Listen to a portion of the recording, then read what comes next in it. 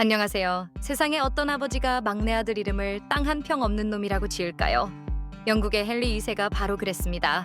형들이 좋은 땅을 다 나눠 가질 동안 막내 존에게는 줄 땅이 없었거든요. 그래서 붙여진 별명이 실지왕 렉랜드입니다. 이름부터가 결핍이었던 이 남자의 인생, 과연 어떻게 풀렸을까요?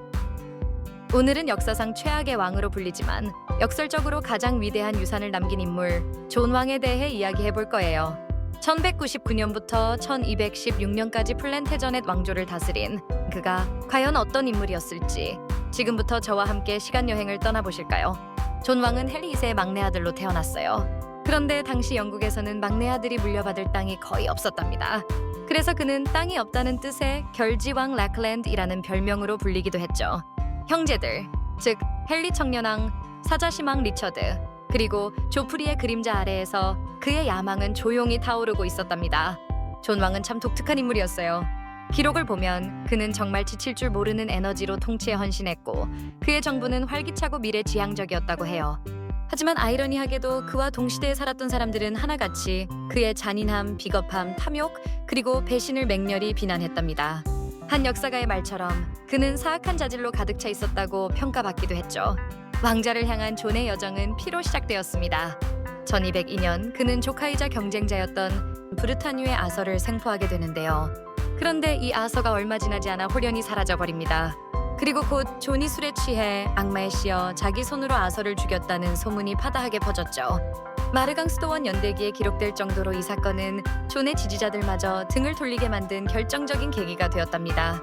아서의 실종 이후 존은 노련한 프랑스의 필리프 2세에게 연이어 패배하며 아버지와 형이 물려준 대륙 영토 대부분을 잃게 됩니다. 특히 1204년에 노르망디를 상실한 것은 정말 치명적이었어요. 이 일로 그는 존 소프트워드, 즉 물은 검 존이라는 불명예스러운 별명을 얻었고 이때부터 땅을 잃은 왕, 실지왕 렉랜드로 역사에 기록됩니다.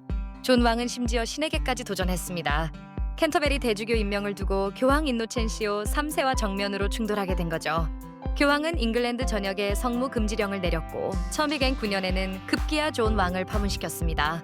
존은 이에 맞서 교회의 재산을 몰수했지만 이런 행동은 그의 왕권을 오히려 신성모독으로 만들어버렸습니다. 이제 존 왕은 왕국의 적이 되어버립니다. 잃어버린 영토를 되찾기 위해 전례 없는 세금, 즉 군역 대납금을 징수하며 백성을 무자비하게 착취했고요. 개인적인 잔혹성도 드러냈는데 윌리엄 드 브리오즈의 아내와 아들을 굶겨 죽인 일은 유명하죠. 심지어 귀족들의 아내와 딸들을 탐했다는 비난까지 받으면서 귀족들의 자존심을 짓밟았답니다. 존의 폭정에 대한 불만은 하늘을 찔렀습니다.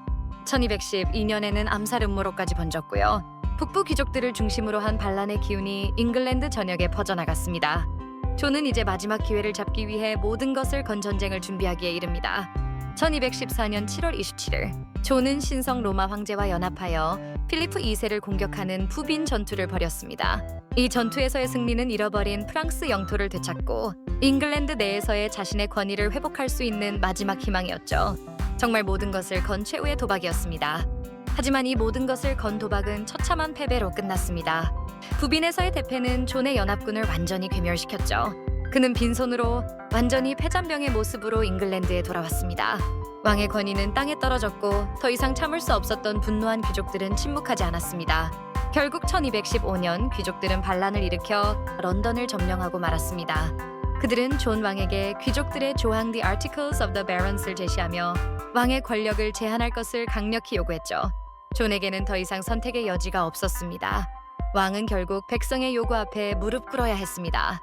그리고 1215년 6월 15일 존 왕은 역사적인 문서, 바로 대헌장, 즉 마그나 카르타에 자신의 인장을 찍었습니다.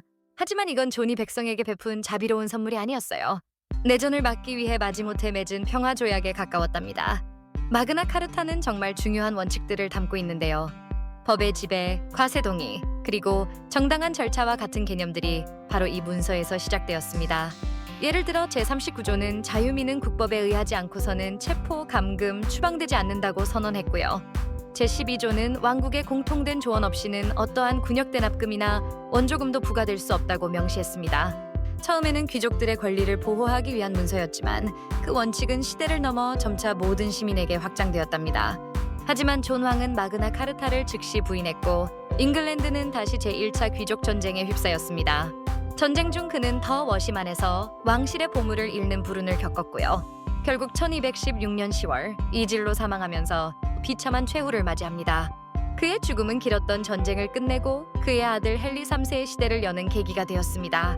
존 왕은 잉글랜드 역사상 가장 실패한 군주 중 한 명으로 기억되고 있습니다. 실제로 그의 이후로 어떤 왕도 존이라는 이름을 쓰지 않았을 정도죠. 그러나 역설적이게도 그의 압제에 대한 저항은 왕권이 법 아래에 있음을 명시한 최초의 문서인 마그나 카르타를 탄생시켰습니다. 한 남자의 실패가 한 국가의 자유를 위한 투쟁의 위대한 초석이 된 셈이죠. 참 아이러니하면서도 놀라운 역사의 한 페이지입니다. 이 썰에 대한 여러분의 생각은 어떠신가요? 댓글로 남겨주세요. 더 흥미로운 썰을 위해 구독과 좋아요, 라는 수사비를 지원해주세요. 다음에 뵙겠습니다.